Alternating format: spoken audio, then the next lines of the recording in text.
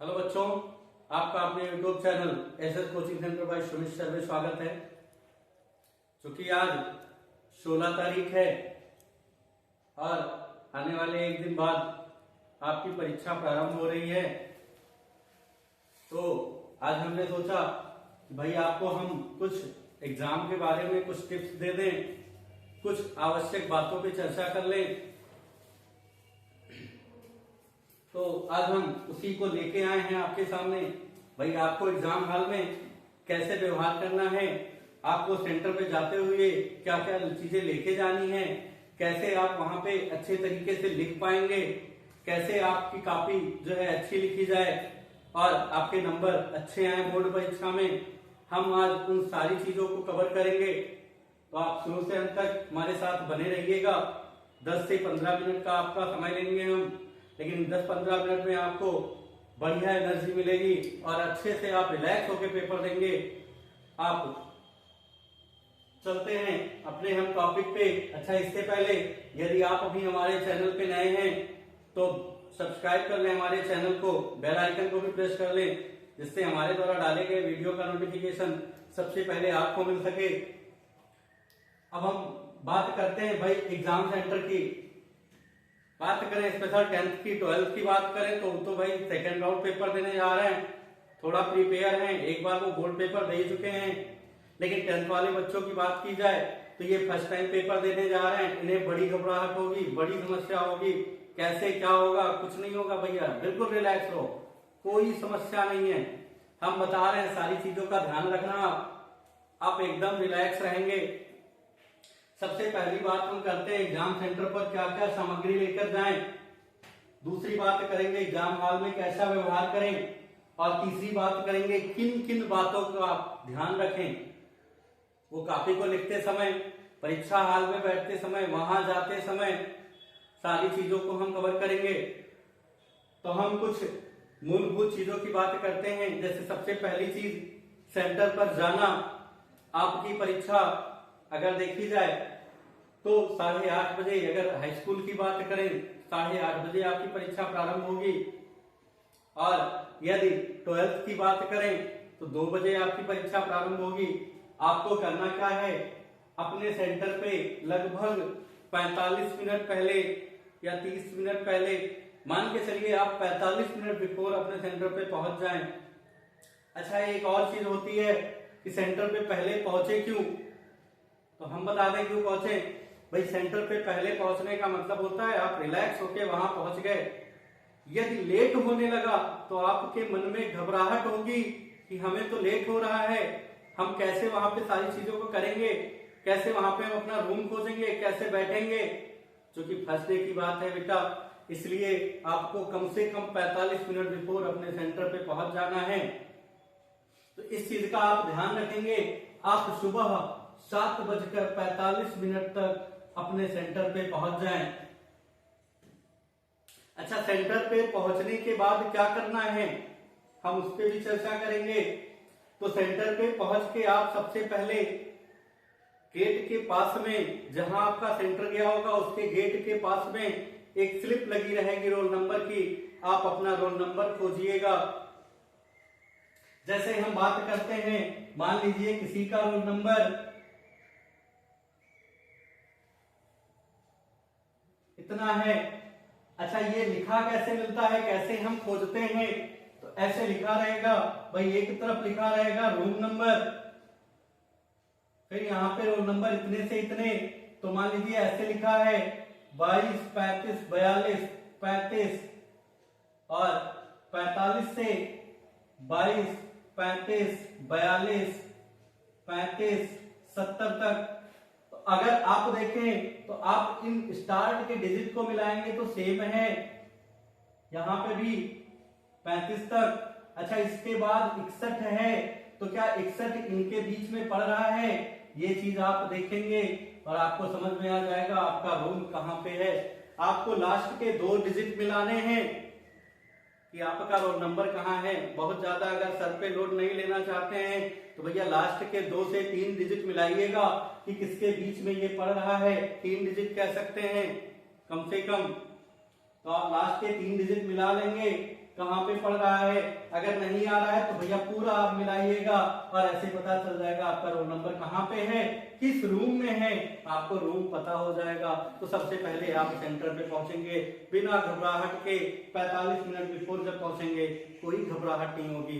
भैया अगर 8 बजे और 8:15 पे पहुंचे तो आपको घबराहट होगी, क्योंकि 8 बजे तक बच्चों की एंट्री हो जाएगी। वहां पे आपको लगेगा नहीं हमें लेट हो गया। अच्छा, घबराहट होगा तो उससे समस्या क्या होगी भैया, जो तुम याद करके गए हो, जो तुम्हारे दिमाग में है, वो सब बाहर जाने लगेगा, तुम्हारा दिमाग स्थिर नहीं रहेगा। तो इसलिए सबसे आवश्यक है आपको अपने सेंटर पे 45 मिनट बिफोर पहुंचना है। 2 बजे का आपका पेपर होगा। अगर 12th वालों के लिए है तो आप 1:15 पे अपने सेंटर पे पहुंच जाएंगे। तो अब सबसे पहले पहुंचने के बाद आप अपना रोल नंबर देख लीजिएगा कौन से रूम में है। उसके बाद रिलैक्स होके बाहर वहीं पे बैठिएगा। जब एंट्री होगी तो एंट्री करवा लेंगे। अच्छा, अब हम बात करते हैं भाई एग्जाम सेंटर पर क्या क्या सामग्री लेकर जाएं। ये तो पहली बात हो गई, बहुत आवश्यक है, आपको लेट नहीं जाना है। सेंटर पर क्या क्या लेके जाएं, तो भैया आपके पास एडमिट कार्ड होगा और रजिस्ट्रेशन वाला क्रमांक होगा। कहने का मतलब अगर हाई स्कूल में है तो 9th का रजिस्ट्रेशन होगा और 12th में है तो 11th का रजिस्ट्रेशन होगा। आपको दोनों लेके जाना है। अच्छा, उसके साथ आईडी वाली बात है भैया, आईडी कोई अलाउ नहीं है। आप अपने एडमिट कार्ड को पढ़ सकते हैं, उसमें कहीं ऐसा नहीं लिखा है कि आपको आधार कार्ड लेके जाना है या कोई आईडी लेके जानी है। आप कोई आईडी ना लेके जाएं, कोई दिक्कत नहीं है। एडमिट कार्ड के बारे में आपको एक चीज बता दें भैया, एडमिट कार्ड की कम से कम 2 फोटोकॉपी करवा लेना। एक फोटोकॉपी अपने घर पे सुरक्षित रख देना, बाय द वे कहीं गायब हो जाए, कुछ हो जाए, एक फोटोकॉपी अपने घर पे सुरक्षित रख देना। एक जो है अपने अभिभावक को दे देना जो आपके साथ परीक्षा केंद्र पर गए हैं, बाहर लिए रहेंगे। और एक लेके आप जो मूल कॉपी है वो लेके आप परीक्षा देने जाएंगे। प्रवेश पत्र बेटा गायब ना हो, ना फटे, ये आपको विशेष तौर पर ध्यान रखना है। लेकिन फिर भी फोटोकॉपी करवा के रखवा लेना है। तो फोटोकॉपी आप करवा के रखवा लोगे। तो आपको वहां पे क्या ले जाना है बेटा, एडमिट कार्ड ले जाना है। एडमिट कार्ड ले जाना है। अच्छा, एडमिट कार्ड के साथ और क्या आवश्यक है, तो भैया और डॉक्यूमेंट की बात करें तो कोई आवश्यक डॉक्यूमेंट नहीं है, केवल आपको एडमिट कार्ड ले जाना है। अच्छा, इसके साथ आपको पेन ले जाना है। तो पेन के बारे में एक सलाह दे रहे हैं आपको, आप 3 पेन नीला ले लीजिएगा, 2 लाल, 2 है ब्लैक पेन ले लीजिएगा और उसके साथ एक पेंसिल ले लीजिएगा, एक रबड़, एक कटर। और इन सारी चीजों को एक बैग में रखिएगा। वो बैग कैसा हो, बैग ट्रांसपेरेंट हो, ज्योमेट्री ना हो, क्योंकि ज्योमेट्री अगर होगी तो उसे बार बार खुलवाया जाएगा। आपसे चेक करवाने के लिए इसे चेक करवाइए, या फिर वहां पे सेंटर वाले क्या करेंगे, आपकी ज्योमेट्री को फेंकवा देंगे कि नहीं फेंक दो, ये आपको नहीं ले जाना है। तो आप ट्रांसपेरेंट चीजों को ले जाएंगे, यानी जो बैग होगा आपका ट्रांसपेरेंट होगा। अच्छा, पैड की बात आती है बेटा, तो पैड की, अगर आपको पैड भी ले जाना है लिखने के लिए, वैसे वहां पे सीट अच्छी होती है।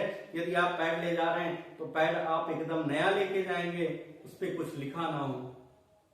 या फिर ट्रांसपेरेंट पैड आते हैं, वो लेके जाइए, उस पर भी कुछ ना लिखा हो, क्योंकि अगर कुछ लिखा है तो वो पैड एक्सेप्ट नहीं करेंगे सेंटर वाले, वहां आपको समस्या होगी। तो आप ऐसे पैड ना लेके जाएं। अच्छा, अब हम पेन की बात करते हैं बेटा, पेन एकदम नया नहीं लेके जाना है, ये भी आपको ध्यान रहे।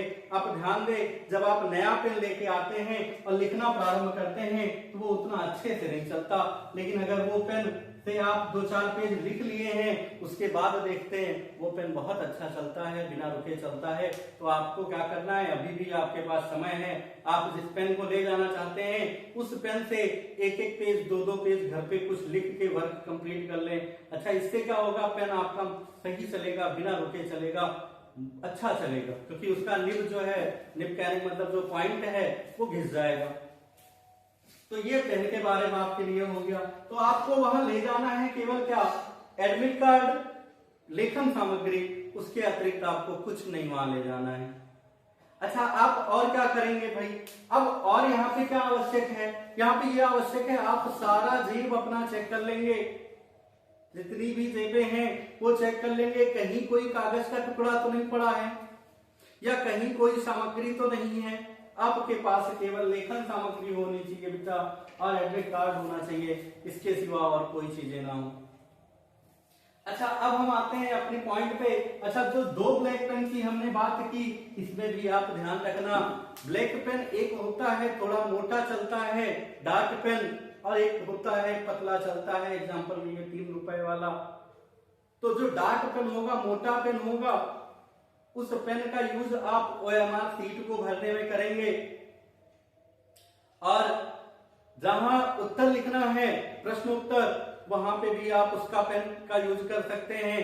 जहां अंदर हेडिंग डालना होगा, पतले वाले काले पेन का यूज करेंगे, काफी बहुत सुंदर दिखेगी, लिखावट बहुत अच्छी होगी। इससे क्या होगा, जो आपकी कॉपी चेक करेगा वो आपसे इंप्रेस होगा और आपको अच्छे नंबर देगा।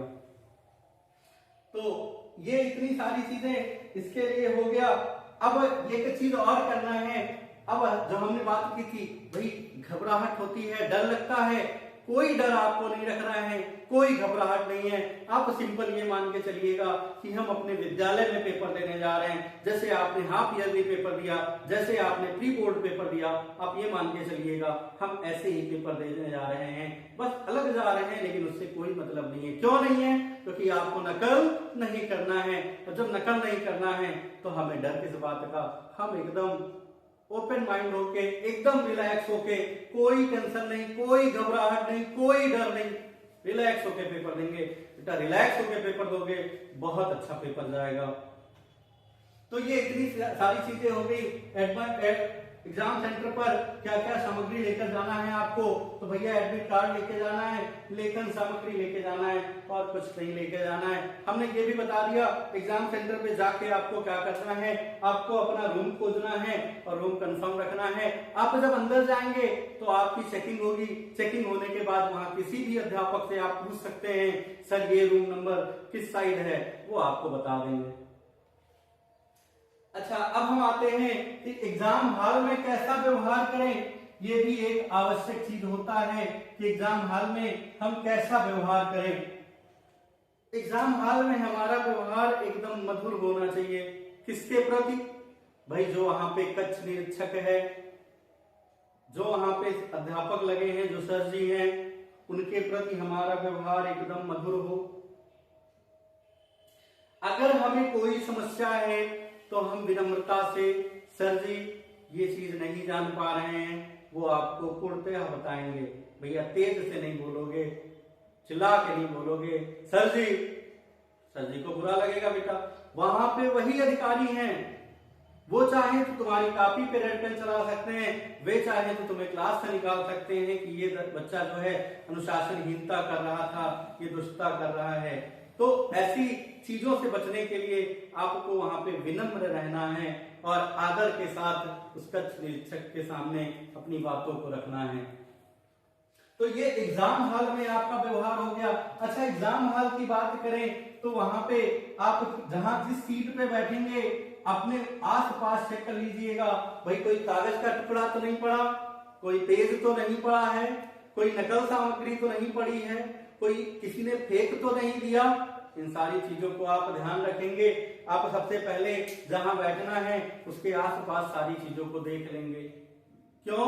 क्योंकि ये नहीं मैटर करता कि आपने नकल नहीं लाया है, आपके पास मिला तो ये माना जाएगा आपने ही नकल लाया है। आप चाहे जितना कहते रहें मैंने नकल नहीं लाया, ये नहीं माना जाएगा। यदि आपके सामने पड़ा है तो फिर वो आपका ही माना जाएगा।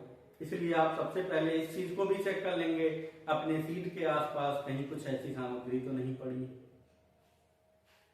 पहली चीज ये चेक करेंगे। दूसरी बात हमने बताया, अध्यापक से आप विनम्र रहेंगे। जो अध्यापक रहें, कोई समस्या है आप उनसे बुला के पूछ सकते हैं, वे आपको बताएंगे, हर संभव मदद करेंगे, लेकिन नकल के लिए नहीं। तो नकल आपको दिमाग में नहीं रखना है। तो ये हो गया आपका एग्जाम हॉल में व्यवहार। एक और बात आती है, यदि किसी बच्चे को प्यास ज्यादा लगती है, भैया अगर तुम पानी पीने के लिए गए तो हो सकता है आपके रूम से जहां पानी पीने जाना है वहां का थोड़ा डिस्टेंस हो, 2 मिनट जाने में लगेगा, 2 मिनट आने में लगेगा, 1-2 मिनट वहां लगेगा, 5-6 मिनट का टोटल लॉस होगा कम से कम। अच्छा, इसके लिए क्या करना है, यदि आपको प्यास की संभावना है, बेटा एक बोतल ले लेना पानी का, ट्रांसपेरेंट बोतल रहे। ट्रांसपेरेंट का मतलब समझ रहे हैं, ट्रांसपेरेंट का मतलब होता है जो 10 रुपए या 20 रुपए की बोतल आती है पानी वाली, उस पानी को ले लो, उसके ऊपर जो रैपर लगा है उसे आप निकाल के फेंक दें, हो गया ट्रांसपेरेंट। तो इस तरीके का आप बोतल ले लें। यदि आपको पानी प्यास लगने वाली संभावना है कि नहीं, मुझे पानी पीने की आवश्यकता पड़ेगी, तो ये हो गया आपका एग्जाम हॉल में व्यवहार। सबसे अहम जो हमने बता दिया, कक्ष निरीक्षक के प्रति व्यवहार होना चाहिए, उत्तम होना चाहिए। अच्छा, किन बातों का ध्यान रखा जाए कि हम अच्छे नंबर गेन कर सके? अच्छा, अब इसके लिए क्या करना है, कुछ हम अलग की चीजें भी बता दें, फिर इस पे भी आते हैं। आपके पहनावे पे भाई अपना कपड़ा जो है थोड़ा कंफर्टेबल रखना, आरामदायक कपड़ा रखना, पहनने वाला जो भी है। आप ड्रेस पहन रहे हैं या कुछ अन्य कपड़े पहन रहे हैं तो आरामदायक कपड़े हो, जिसमें बंधा बंधा ना फील हो, नहीं मुझे ज्यादा वो लग रहा है। दूसरी बात, प्रयास ये करना बेटा शूज ना पहनना, कोई बहुत ठंडी नहीं है, आप स्लीपर पहन के जाएं। स्लीपर पहन के जाने का अर्थ क्या है, जब एग्जाम अंदर जाएंगे आप सेंटर पे तो वहां पे चेक किया जाता है कि कोई नकल तो नहीं लाया। अब आप जूता मोजा पहन के गए, वहां पे निकलवा के चेक करवाएगा, निकालो चेक करो, वहां भी समय लगा। कक्ष के अंदर हैं, वहां पे कोई आ गया चेक करने, कहेगा जूता मोजा निकालो चेक करवाओ, उसमें भी समय जाएगा। अच्छा, जूता मोजा पहनने से क्या होगा, आप पैर को जो है भाई पैर आपका जूते में ही बंधा रहेगा। अगर आप स्लीपर पहन के जाएंगे, आपका मन कह रहा है आप पैर निकाले जमीन पे रख लिए, रिलैक्स मिला, क्योंकि आपको भाई लगभग 3.5 घंटे आराम से वहां बैठने हैं, कम से कम 3.5 घंटे, तो आप स्लीपर पहन के जाएं, शूज का उपयोग ना करें, बहुत ज्यादा ठंडी नहीं पड़ रही है। ये पहनावे की बात हो गई, क्या पहन के जाएं। बाकी तो आप सब सक्षम है, क्या पहनना चाहिए क्या नहीं पहनना चाहिए। अभी हम ज्यादा बोलेंगे तो लगेगा नहीं सर जी ऐसा क्यों कह रहे हैं, ठीक है जो भी पहनना, लेकिन आरामदायक कपड़े पहने जो परीक्षा के लिहाज से अच्छे होते हैं। अच्छा, अब किन बातों का ध्यान रखें परीक्षा देते समय, किन बातों का ध्यान रखा जाए परीक्षा देते समय? सबसे अहम बात भाई, आपको सारे उत्तर लिखने। अच्छा, उत्तर लिखने की बात आ गई, आपको क्वेश्चन नहीं छोड़ना है, लिखना है सारे उत्तर, सही उत्तर लिखने हैं।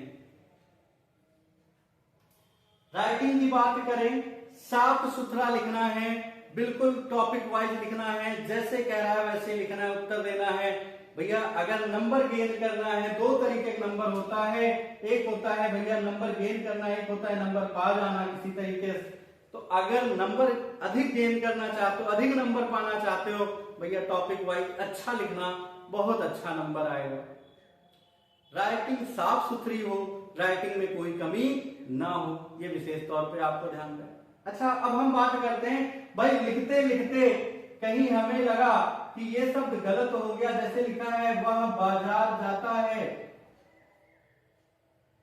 तो ऐसे लिख गया, या तो इसे सही कर देंगे, और अगर मान लीजिए सही नहीं होने वाला है, अगर ये सही नहीं होने वाला है तो इसे एक लाइन में बेटा ऐसे काट देना, अगली लाइन से लिखना, एक लाइन में काटना है। ये हमने एग्जांपल लिया है। यदि कुछ भी आपका गलत हो जाता है लिखते लिखते, तो आपको केवल एक लाइन में ऐसे काट देना, फिर अगली लाइन दूसरे पैराग्राफ से शुरू कर देना। इस तरीके से क्या होगा, काफी सुंदर दिखेगी, बहुत नहीं दिखेगा। बहुत लोग क्या करते हैं, इसे ऐसे ऐसे काटेंगे, तो ऐसे ऐसे काटने से काफी बहुत बेकार लगती है। अब बात करते हैं कुछ और चीजों पे कि भाई ओएमआर सीट भरना अगर नहीं आता है तो आप भरना सीख लें, उस पे भी हम 1 मिनट की चर्चा करेंगे। ओएमआर सीट पे ऊपर अंक पड़े होते हैं, ऐसे बॉक्स बने होते हैं, और इनके नीचे ऐसे 0 से लेकर 9 तक के अंक दिए जाते हैं, 0 1 2 3 ऐसे करके। तो यहां पे मान लीजिए 2 2 भरना है, तो यहाँ पे 2 वाले को गोला को डार्क करोगे, और किससे करोगे भैया, जो हमने ब्लैक वाला मोटा पिन वाला कहा है उससे डाल के करेंगे। अच्छा ये गलती ना हो उसके लिए क्या करोगे, जैसे मान लीजिए ऐसे हमने ले लिया तो 0 1 2 ये सब ऐसे बॉक्स में रहेगा, यहां भी ऐसे बॉक्स में रहना है, 1 3 तो यहां पे क्या करना भाई, ऐसे पहले इसे पूरा डार्क ना करना, पहले ऐसे चिन्हित कर लेना, कहां पे, जहां पे अंक है और गोला है इनके बीच में ऐसे एक बिंदु रख लेना, एक बिंदु रख के ऐसे क्लियर कर लेना। कहां पे हमें करना है ये, और यहाँ 3 वाले पे ऐसे ऐसे आगे भी जितना होगा, मान लीजिए आगे 0 है,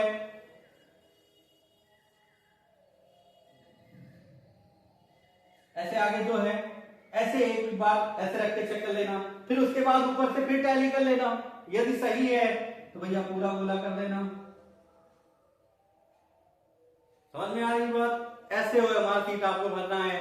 और यदि कहीं कोई दिक्कत लगेगी आपको उस जगह पे तो आप अपने कक्ष निरीक्षक से पूछ सकते हैं, जिनकी गाड़ी आपके क्लास में लगी है, आप उन सर से सहायता ले सकते हैं, वो आपको सब बता देंगे कैसे क्या करना है।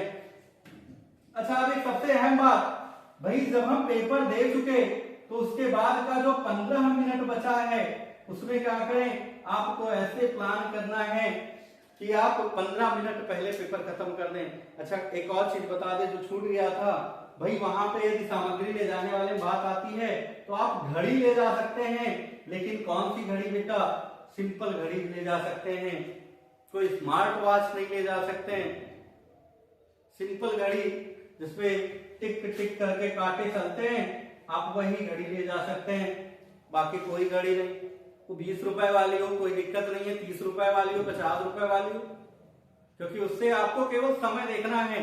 आप अपना टाइम मैनेजमेंट ऐसा रखें कि आपका पेपर 15 मिनट बिफोर खत्म हो पर डे। अब उन लास्ट के 15 मिनट में आपको क्या करना है हम उसे बता दें। आपको करना है कि हमने जो क्वेश्चन नंबर डाला है, जो हमने उत्तर का नंबर डाला है, क्या वो सही डाला है। कभी कभी होता क्या, हम उत्तर लिख रहे हैं दूसरा और वहां पे लिख दिए उत्तर नंबर 1 या प्रश्नोत्तर नंबर 1 और लिख डाले दूसरे का उत्तर, गलत हो गया, नंबर नहीं मिल रहा है, कट जाएगा। तो लास्ट में आपको सबसे अहम चीज ये भी ध्यान रखना है कि क्या हमने सही प्रश्नोत्तर डाला है, प्रश्नोत्तर का जो क्रमांक है क्या हमने वो सही डाला है। और दूसरी बात आपको ध्यान रखना है कि कोई उत्तर छूट तो नहीं गया, आप सारे उत्तर को चेक करें, मिलाएं अपने प्रश्न पत्र से कि कोई उत्तर छूटा तो नहीं है। यदि कोई उत्तर छूटा है तो भी उसका उत्तर देने का प्रयास करें, जैसे भी कर पाए, थोड़ा बहुत उत्तर लिखें, जो नहीं जानते उसका भी थोड़ा बहुत उत्तर लिखें जितना आप जानते हैं। तो ये सारी चीजें आपको लास्ट में कर लेनी है। अच्छा लास्ट में एक बार और चेक कर लेना अपने रोल नंबर को बेटा, वैसे प्रयास करो शुरू में ही सही रहे, कहीं कोई गलत ना हो, लेकिन एक बार लास्ट में भी चेक कर लेना। नहीं तो लास्ट में 2 चीजों को चेक करना आवश्यक है, एक प्रश्न उत्तर का क्रमांक जो पड़ा है वो सही पड़ा है, दूसरा कोई प्रश्न छूटा तो नहीं है, यदि छूटा है तो भी लिख डालो, एक भी उत्तर आपको छोड़ना नहीं है, आपके नंबर अच्छे जाएंगे। अच्छा यहाँ पेंसिल हमने बात की थी कि पेंसिल भी ले जा सकते हैं, पेन, ब्लैक पेन, पेंसिल, रबड़, कटर, यदि स्केच आपको अच्छा लगता है, आपका पेज जो है लिखने वाला पेज मोटा है तो आप स्केच का भी प्रयोग कर सकते हैं प्रश्नोत्तर डालने में। यदि कॉपी वाले पेज हल्के हैं कि स्केच लिखने से दूसरी ओर छप जाता है तो भैया ना प्रयोग करो। तो यहाँ पे हमने पेंसिल की बात की थी, पेंसिल की बात क्यों की कि विकल्प वाले जो क्वेश्चन होते हैं उनके उत्तर आप पेंसिल से टिक कर लीजिएगा उसमें। भाई अगर कहीं मान लो गलत हो गया तो उसे निकाल के आप सही टिक कर लें, नहीं तो होता क्या है जब पेन से हमने चारों ऑप्शन को टिक किया ऐसे A B C D ऐसे, तुमने पेन से ऐसे पहले टिक कर लिया, ए को ए सही है, नहीं बाद में दिमाग है नहीं ए नहीं डी सही होगा, डी सही। अब भरते समय आप कंफ्यूज हो गए, जब OMR शीट आप भर रहे हैं तो डी की जगह पे ए में लग गया, भैया गलत तो हो गया क्वेश्चन, गोला करते समय आपका ए गोला हो गया डी की बजाय, उत्तर गलत हो गया। आप क्या करेंगे, पेंसिल से टिक करेंगे तो पेंसिल से इसे निकाल देंगे, आपका टिक केवल डी पे रहेगा, कहीं कोई दिक्कत नहीं। अब OMR शीट भरने के लिए हमने क्या बताया, OMR शीट आप बाद में भरिएगा, जो 20 क्वेश्चन के उत्तर हैं वो बाद में करिएगा।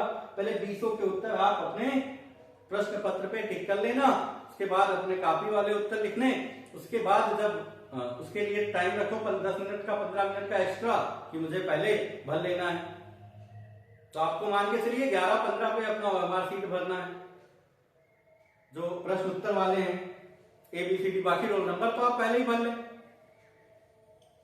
तो इस तरीके से आप पेंसिल से टिक रखेंगे तो आपको कोई दिक्कत नहीं होगी। अगर एक एक उत्तर देख के आप OMR पे गोला कर रहे हैं तो बेटा निश्चित मान के चलना, आप प्रयास करके देख लें। हम नहीं कह सकते गलती होगा, लेकिन अगर 100 लोग प्रयास करेंगे तो कम से कम 30 लोग गलती कर जाएंगे, ऐसा कि दूसरे का उत्तर दूसरे पे गलत गोला हो गया। तो इसलिए सारे गोले एक साथ आराम से करो कि पहले का कौन सा है, दूसरे का कौन सा है, तीसरे का कौन सा है। अब वहां पे क्वेश्चन नंबर 3 देखे, 3 का सी सही है, अब फट से आगे OMR पे तीसरे का सी गोला करने लगे। चौथा देखे, चौथे की सही है, OMR पे आगे चौथे का ए करने, थोड़ा सा भारी पड़ेगा, वहां गलती करने की संभावना हो जाती है। तो ऐसी गलती करें ही ना, जहां संभावना हो। तो ये इतनी सारी चीजें आपके प्रिपरेशन के लिए है। अब कुछ और महत्वपूर्ण बातों पे चर्चा कर ले। भाई बहुत बच्चों को लगता है कि हमने तो कुछ पढ़ा ही नहीं, कैसे पेपर देंगे, हम तो फेल हो जाएंगे। भैया अपने निगेटिव थॉट को यही छोड़ दो, क्योंकि अगर पढ़ने की बात है तो बेटा अगर पहले पढ़े होते तो अच्छी बात है, यही सोच 4 महीने पहले आई होती, 2 महीने पहले आई होती, 1 महीने पहले आई होती तो ठीक थी। अब ये सोच लाने से कोई फायदा नहीं है। अब अपने आप को एकदम फुल कॉन्फिडेंस में रखो कि हम पेपर अच्छे से देंगे, हम उत्तर अच्छे से देंगे, उत्तर अच्छे से लिख के आएंगे। पक्का मान के चलिए आपका पेपर अच्छा जाएगा। कल वाले रात की बात करते हैं, 17 तारीख की रात की। अपने माइंड पे प्रेशर न लादना कि रात को हम 12-1 बजे तक पढ़े, सुबह पेपर जाना है उठ के देने, नहीं। आप रिलैक्स होके 10 बजे तक सो जाएं और भरपूर नींद लें। अगर बहुत ज्यादा सोने वाले हैं, बहुत ज्यादा सोने वाले वीर हैं, कोई 10 घंटा सोता है, कोई 12 घंटे सोता है, ऐसे हो तो भैया 6 बजे सो जाओ। कुल मिला के अपनी नींद को पूर्ण रखना। जब हमारा नींद पूरा होता है तो हमारा जो माइंड है वो अच्छे से वर्क करता है। तो अच्छे से कल की नींद लेंगे, रिलैक्स होके 18 तारीख की सुबह उठेंगे और आराम से पेपर देने जाएंगे। अच्छा, बहुत बच्चे क्या करते हैं, रात को 11 बजे तक पढ़े, 12 बजे तक पढ़े, अब वो सो गए, फिर सवेरे 6 बजे उठे, फिर किताब उठा के पढ़ रहे हैं। कोई मतलब नहीं है। ये उन्हीं के लिए है जो पूरे साल नहीं पढ़े, जिन्होंने सालों साल पढ़ाई नहीं की है, अब पढ़ रहे हैं 2 दिन से, वो पढ़े ठीक है। ये जिन्होंने सालों साल पढ़ाई की है उन्हें ऐसा करने की आवश्यकता नहीं है। रिलैक्स होके कल शाम को खाना खाओ, 17 तारीख की शाम को खाना खाने के बाद एकदम आराम से सो जाओ, कोई टेंशन नहीं। जैसे हर रोज सुबह होती है वैसे कल भी सुबह होगी, ये मान के आराम से सो। ये टेंशन ना रखो नहीं मुझे सुबह पेपर देने जाना है, कोई टेंशन नहीं। सुबह उठ के एकदम रिलैक्स होके जैसे रोज रहते हैं वैसे आज भी रहना है, बस मुझे आज पेपर देने जाना है, ये दिमाग में रहे। उठो, अपना फ्रेश हो, स्नान करके आराम से ईश्वर का नाम लो, पेपर देने चले जाओ रिलैक्स होके, फुल कॉन्फिडेंस में। मेरा पेपर बहुत अच्छा होगा, क्योंकि कॉन्फिडेंस लेवल ऊंचा रखना बहुत आवश्यक है और हम रख सकते हैं, कर सकते हैं। इस तरीके से आप पेपर दीजिएगा, विश्वास रखिए आपका पेपर बहुत अच्छा जाएगा। यदि आप अपने अंदर डर रखें किसी चीज का, पेपर खराब हो जाएगा। डर नहीं रखना है। डर किस बात का? भाई मुझे नकल नहीं करना है, डर किस बात का? मुझे अपने मन से लिखना है, कोई डर नहीं। तो डर है, अपने आप से डर को निकाल दें। कोई अधिकारी आ रहा है, कोई बैच आ रहा है, कोई आ रहा है, आने दो, उसका काम है आना, वो अपना लिखेंगे। अब अपना रिलैक्स होकर लिखें और लिखने के बाद जो लास्ट का 15 मिनट बचा, जैसे कि हमने बताया, प्रश्नोत्तर चेक कर ले, छोटे प्रश्नों को चेक कर लें। और अगर मौका मिल रहा है, आपके पास समय है, तो आपने जो उत्तर लिखा है उन्हें भी एक बार पढ़ डालें कि क्या सही लिखा है, गलत तो नहीं लिखा है कहीं। कभी कभी होता क्या है, हम सेंटेंस को ऐसे लिखते हैं लेकिन मेरे माइंड में होता कुछ और है और लिख कहीं कुछ और जाता है, उसका सेंटेंस कुछ और हो गया। जैसे मान लीजिए ये हम लिख रहे थे, एग्जाम सेंटर पर क्या क्या सामग्री लेकर जाएं, मेरे माइंड में तो यही है, लेकिन हो सकता है लेकर छूट जाए लिखना, क्या क्या सामग्री जाए, ऐसे लिख जाओ। कभी कभी ऐसा होता है, हमेशा नहीं होता है, तो इस तरीके से एक बार पढ़ लेंगे तो ये भी आपका मामला क्लियर होगा कि नहीं, जो तो आपने लिखा है वो सही है। अब एक बार लास्ट में हम फिर से आपको बताते हैं आपको नंबर कहां से अच्छा मिलेगा। सबसे पहली बात, आपकी काफी सुंदर हो, सुंदर कहने का मतलब आपका लेख सुंदर हो, सुंदर राइटिंग हो। दूसरी बात, आप टॉपिक वाइज उत्तर दें, जिस तरीके से उत्तर पूछा उत्तर दें। तीसरी बात, अगर वो एक शब्द का उत्तर पूछ रहा है तो एक के शब्द में उत्तर दे दें, कोई दिक्कत नहीं है। जितना पूछा है उतने उत्तर दें, बहुत ज्यादा उत्तर देने की आवश्यकता नहीं है। चौथी बात हम करते हैं, भाई इतना सब आप कर ले जाएंगे तो अब बचा क्या भाई। हो सकता है हम 70 नंबर पूरा ना कंप्लीट, लेकिन 60 नंबर हम एकदम अच्छे से कंप्लीट कर दिए हैं, मेरा 10 नंबर छूट रहा है, तो बेटा 10 नंबर को छोड़ना नहीं है, यही एक अंतिम चीज है। 10 नंबर जो छूट रहे हैं, 2, 4, 6 नंबर, 10 नंबर जो भी छूट रहे हैं, उन्हें भी आपको लिख के आना है, उसी से रिलेटेड करके जो भी उसका सटीक उत्तर आपके दिमाग में आ रहा है आप लिख दीजिए निश्चिंत होकर, क्योंकि लिखा होगा तभी चेक करने वाला टीचर नंबर देगा, नहीं पूरा देगा, आधा देगा, कुछ देगा, या नहीं देगा, ठीक है कोई दिक्कत नहीं है, गलत है कोई नंबर नहीं, लेकिन एक संभावना तो बनती है वहां पे नंबर पाने की। यदि आपने लिखा ही नहीं तो फिर कोई संभावना ही नहीं नंबर पाने की। तो इसलिए आप पूरे प्रश्न पत्र को सॉल्व करेंगे, कहीं नहीं छोड़ेंगे। इस तरीके से हम आशा करते हैं कि आपका पेपर इस बार बहुत अच्छा होगा, और हमारी तरफ से आप सभी को ऑल द बेस्ट। आपका पेपर बहुत अच्छा हो, इसके लिए ढेर सारा आशीर्वाद और शुभकामनाएं। तो इस तरीके से आप हमारी बातों को समझ गए होंगे, और यदि हमारे चैनल पे भी आप नए हैं तो चैनल को सब्सक्राइब जरूर कर लें, बेल आइकन को जरूर प्रेस कर लें, जिससे हमारे द्वारा डाले गए वीडियो का नोटिफिकेशन सबसे पहले आपको मिल सके। मिलते हैं अगले वीडियो में, तब तक के लिए जय हिंद।